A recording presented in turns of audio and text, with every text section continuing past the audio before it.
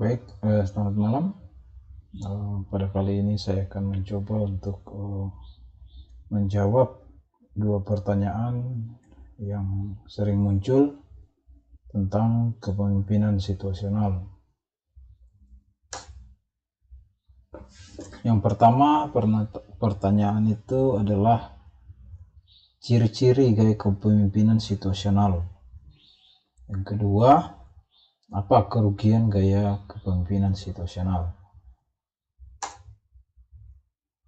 Yang pertama, bahwa ciri-ciri gaya kepemimpinan situasional itu ada 4. Yang pertama,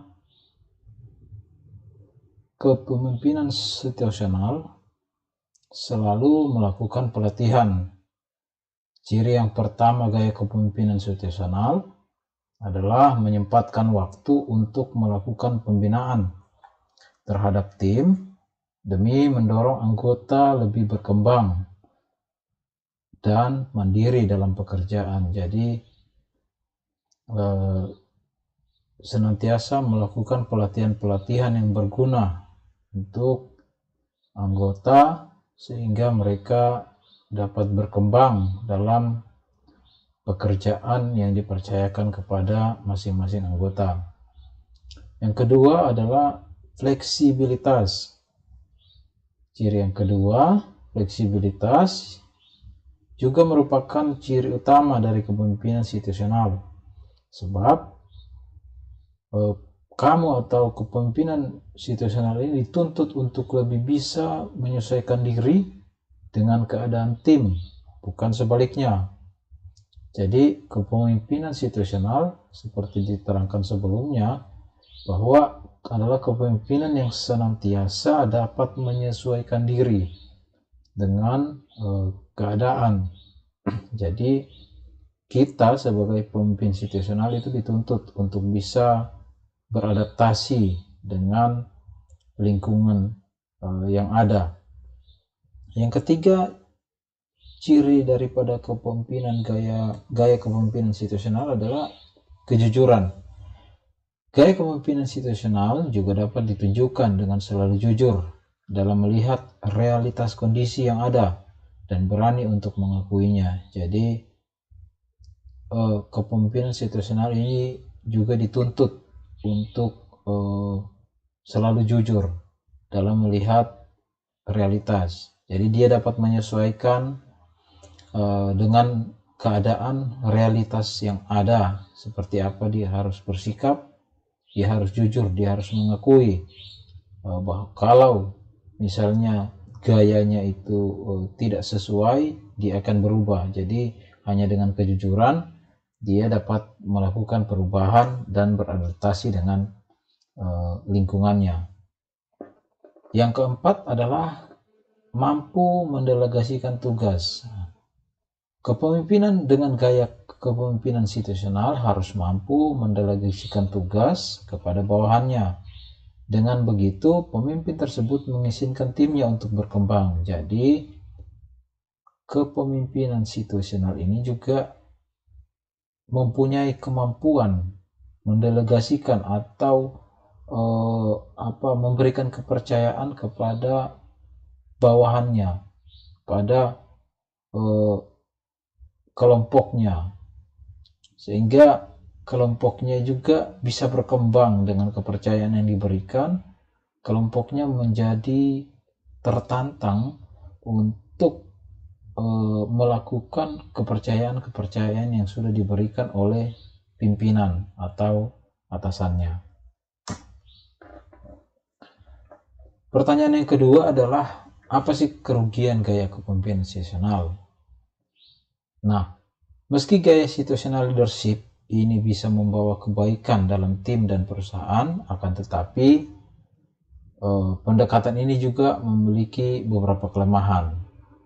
Kelemahan yang pertama yaitu kesuksesan pendekatan cara memimpin seperti ini bergantung pada kemampuan pemimpin menilai kedewasaan seseorang karyawan. Pasalnya, banyak leader tidak bisa melihat secara baik sehingga menciptakan gaya kepemimpinan yang tidak sesuai. Nah, ini adalah kekurangannya, yaitu itu harus kepemimpinan itu bisa menilai seseorang karyawan, kedewasaan seseorang karyawan. Jadi kalau dia tidak bisa melihat kedewasaan karyawan, kemungkinan dia tidak akan berhasil dalam kepemimpinannya itu. Yang kedua adalah kerugian yang kedua dapat menyebabkan kebingungan dalam organisasi karena pemimpin situasional terus mengubah pendekatan agar sesuai dengan kebutuhan tim. Nah, seperti yang dijelaskan sebelumnya bahwa kepemimpinan situasional itu adalah kepemimpinan yang selalu berubah sesuai dengan keadaan, sesuai dengan situasi itu. Jadi karena gaya kepemimpinannya itu sering berubah, kemungkinan kebingungan atas bawahannya itu kemungkinan ada. Jadi belum satu gaya kepemimpinan terselesaikan, gaya lain lagi, pendekatannya belum maksimal, ada lagi muncul pendekatan lain, sehingga bawahan itu menjadi bingung. Yang ketiga, kerugiannya adalah cenderung hanya fokus pada tujuan jangka pendek dan mengabaikan tujuan jangka panjang. Ya, ini benar. Jadi namanya situasi, kita harus kepemimpinan ini lebih kepada apa yang akan dicapai dahulu yang dalam jangka pendek, sedangkan yang jangka panjang itu tidak terlalu diperhatikan. Karena apa? Karena kemungkinan di jangka panjang itu akan berubah lagi. Gaya kepemimpinan yang saat ini diterapkan kemungkinan tidak dapat lagi dipergunakan atau dipakai untuk jangka panjang, untuk fokus yang akan datang. Seperti itu, sehingga dikatakan di sini bahwa cenderung hanya fokus pada tujuan jangka pendek dan mengabaikan tujuan jangka panjang. Yang keempat, kerugian dari gaya kepemimpinan situasional itu adalah tidak berfungsi dengan baik saat menghadapi tugas yang sama dan berulang. Nah, karena dia menyesuaikan dengan situasi, tetapi kalau itu tugasnya sama dan berulang, situasi boleh berubah tapi tugas sama. Jadi menyesuaikan lagi itu akan sulit. Menyesuaikan pendekatan itu akan sulit karena situasi kondisinya berubah tapi tugasnya tetap sama. Nah, jadi mungkin inilah yang menjadi kekurangan atau kerugian daripada gaya kepemimpinan situasional. Nah, demikianlah yang dapat saya sampaikan. Ada 2 pertanyaan yang muncul dan kiranya jawaban yang saya berikan bisa menjadi pengetahuan kita bersama.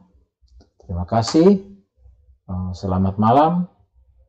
Atas perhatiannya saya ucapkan terima kasih.